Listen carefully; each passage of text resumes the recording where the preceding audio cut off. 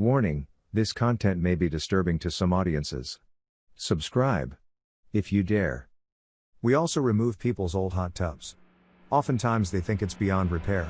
We then fix it and resell it. Hey everybody, welcome to ANECDOSED. People ask Reddit. How do you make money on the side? Number 1. Commenter. I wrote a fantasy novel.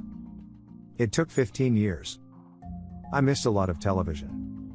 I believe I have sold 11 copies. Person B. I did the same thing. And I sold like 10 copies, all of which I suspect were to my parents. So I went on MySpace, because it was brand new at the time, and started giving away short stories for free. If people liked them, I asked them to check out the book. Ended up selling several thousand copies on Amazon before realizing I was a better marketer than an author. Person C. If you would like to make some real cash, come up with a new novel concept. But rather than write the whole thing and publish it, break it up into multiple installments of about 7-10K words each. Then structure those installments as if they were a normal novel with plot development that is addressing both the larger story and also a smaller specific storyline for that particular installment. Remember, it needs to have everything a full novel would have, but in a compressed version. Wait until you have the first 2 done, then sign up to Amazon through their writer's portal. Find someone in one of the art subreddits to do a cover drawing. This may cost between $20 to $50. Find someone to spell check and make sure your story makes sense. Check out some sample chapters of other successful people's work in your genre and copy their formatting. Find a self-help guide on self-publishing to Amazon and follow its instructions. Then release the first one as free and then the second one as $2.99. After that, release them as you write them and maybe jack up the price to $4.00 when you hit the 6th or 7th installment. You now have the basics to become an ebook author. Number 2. Commenter. Shoveling snow. The amount of money some people will pay for you to shovel their sidewalk and driveway is incredible. Person B.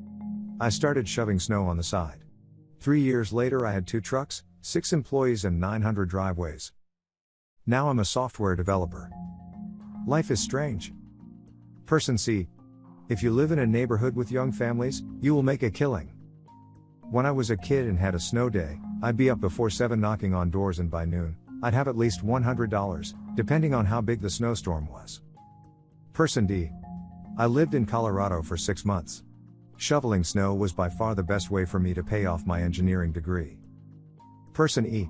Back in high school, on snow days, a friend and I would drive to the plaza, which was an upscale shopping area in Kansas City, and shovel the sidewalks on the storefronts. No sooner would we finish one walkway, would another middle-aged female shop owner wave us over to do her storefront. We usually ended up making around $150, $200 each, and were done by 11 a.m. Not bad for 3 hours work. Number 3. I play piano for things like wedding ceremonies, corporate events, cocktail hours, Christmas parties, and receptions. And just recently, I got cast in a pilot for a TV show which I hope will get picked up. Number 4. Commenter. I work for some really wealthy people who regularly throw away old but perfectly good things. I proceed to sell their trash on eBay/Craigslist. Person B. I did this with an old roommate who moved across the country and left tons of designer clothing. I contacted her about it, and waited a year, so after that I figured it was fair game to trash or sell. Made $140 on a single pair of shoes from it. Consigned most of it, and just used the store credit from it to buy new clothes. Number 5. Commenter. Cleaning evicted homes. I did it for my landlord during high school and college. $10 an hour under the table. I now have a strong stomach, carpentry, plumbing, and flooring skills. It sucks when you find used condoms or shit on the walls, but hey, I score some neato stuff that people leave behind. I also did private housekeeping for some wealthy families in college as well. Same rate, plus they would give me small bonuses for holidays and such. I fixed iPhones and other broken screens as another side job. Person B. I used to be a groundskeeper for a large apartment complex, and one of my jobs was to clean out the apartments of people who were evicted. My apartment at the time was fully furnished from things I found in evicted apartments. I also had a pair of socks I found in a dead guy's home. Those were the days, but so disgusting. Person C. I clean one lady's house and it's literally wiping every surface. There isn't even any dust, including the bathroom, then vacuuming and steaming the floor. I charge her $25 per hour and it takes me 1 hour to do her whole place. I also work for her daughter and her husband cleaning their two businesses, and it's 25 to 50 per hour depending how fast I work. They don't actually pay me by the hour, it's a set fee for doing each place once a week. If I had the motivation to do it full time, I would be laughing. I pick up post-rental cleans in one office from another lady and she only pays me 18 per hour, but it's still good. Person D. I enjoy cleaning out dead hoarders' homes. Mostly Nino buys you stumble on stuff like guns and other random items. Usually their family members are too disgusted to do it themselves and don't want to pay big bucks to hire a cleaning crew to do it. Have them pay for the dumpster fees and pay you a fee plus you keep what you want. Get it in writing. You'll see some nasty stuff and you'll want to take a cab or something out there because you don't want to bring back fleas and shit to your house. Buy Goodwill clothes and lots of rubber gloves and a painter's mask.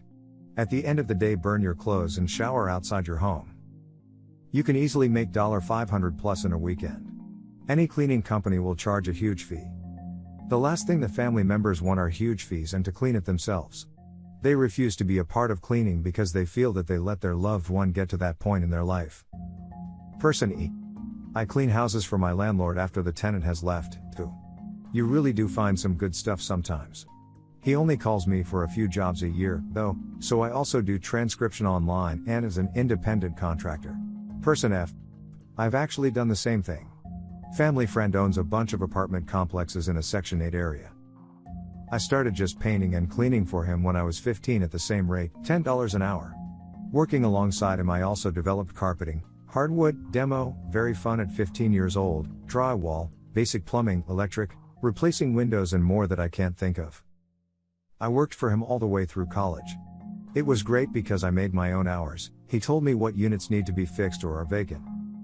$10 isn't much, but it's under the table. I've learned so much in the process, and I love the satisfaction of cleaning and fixing up a whole apartment by myself. That's why I still do it on the side. Being handy in college got me lots of free beer fixing people's rooms before checks or apartments for the security deposit back. I never charged my friends money because I wanted to help teach them something new, and I love free beer. I also fixed my friends' iPhone screens. Learned off of a 10-minute YouTube video. That wasn't beer though. I would just have them smoke me up, but that was way too complicated to try and teach someone to do. Number 6. My dad and I deliver hot tubs for a small pool company. We have a special trailer that makes it super easy. People buy these $6,000 plus hot tubs that weigh upwards of 1,000 pounds and then realize they can't deliver it themselves. That's when we come in and charge $200 for an easy one or $300 if it has to go on its side. We also remove people's old hot tubs. Oftentimes they think it's beyond repair, so they pay us to get rid of it.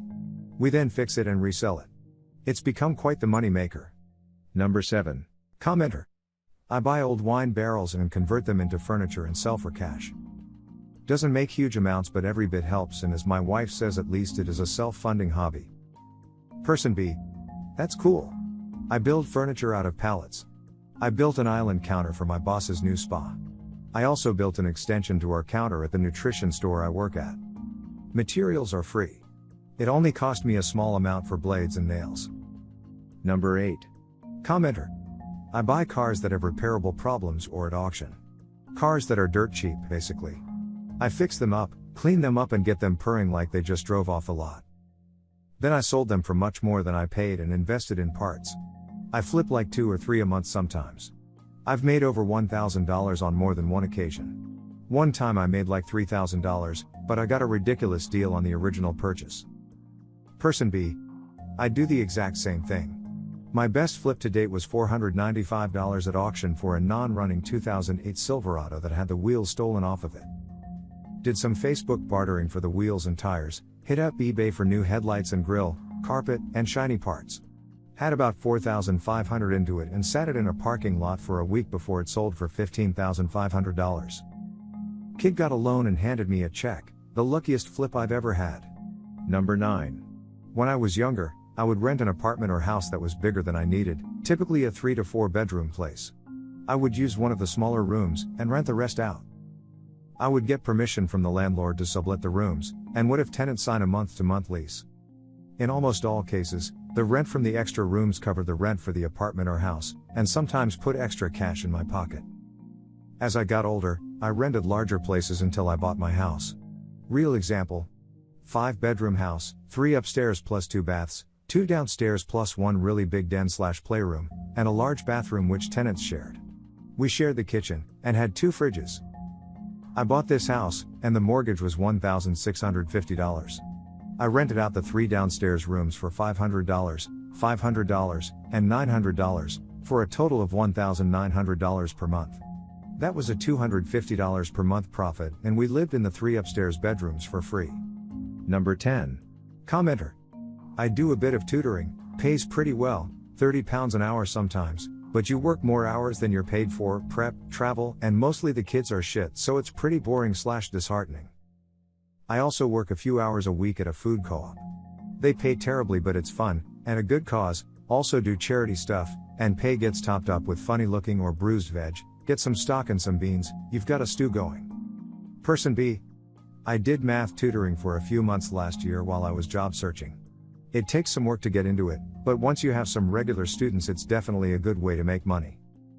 I was able to support myself on just 10 hours of tutoring per week, on average. A few of the students sucked, but most were pretty good. Person C. Tutoring is an incredible supplement if you actually know the material. Particularly math. I tutor math full-time and charge $30/hour. With drive time, I average out to $22 to $24 an hour. If you stick to older kids, there's not really prep time if you know your stuff.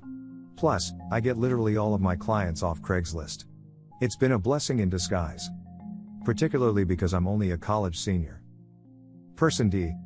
This is pretty much exactly what I've been doing for the last year. I tutored high school students in chemistry and algebra for $25 to $30 per hour, and worked at the farmer's market for minimum $10 per hour and got free produce every week. The tutoring students were generally pretty good, but there's definitely a lot of extra time that goes into it, so the rate is closer to $10 per hour, or less, especially at the beginning. But it is rewarding to be able to help students and see when they really grasp a new concept. The market was mostly labor and customer service stuff, but I enjoyed the people and being around good food. The free produce was definitely A+. I also did some temp work in admin positions, but didn't take many longer-term assignments for various reasons, so it was just a few days here and there. For someone with a flexible schedule, it could work out well, but not much to live off of unless you can take a temp to perm or longer-term position. Tutoring and the farmer's market were great ways to make extra cash in college, but not enough to live off of after graduation. Make sure to share your personal story in the comments below and have the opportunity to be featured in a future video. Also, if you like these topics, don't forget to like, subscribe, and hit the notification button to continue seeing more content like this every day. See you next time.